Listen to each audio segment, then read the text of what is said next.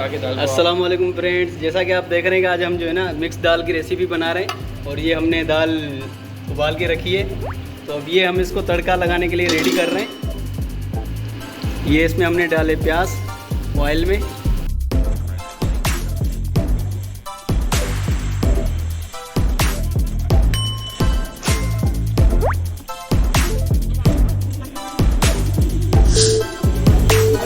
अब हमने इसमें लहसुन और इसका अदरक का पेस्ट डाला है।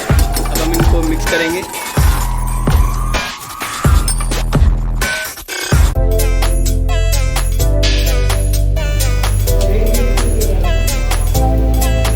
तो अब हम इसमें टमाटर डाल रहे हैं।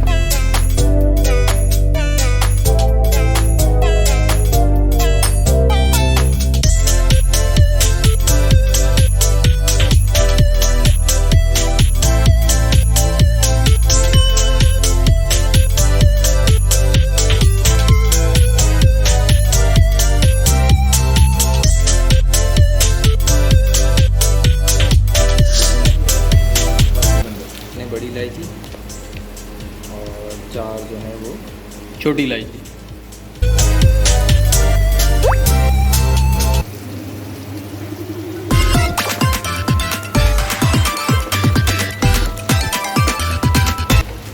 अब ये तकरीबन मसाला तैयार हो चुका है। अब हम इसमें हरी मिर्ची जो है ना मिक्स कर रहे हैं।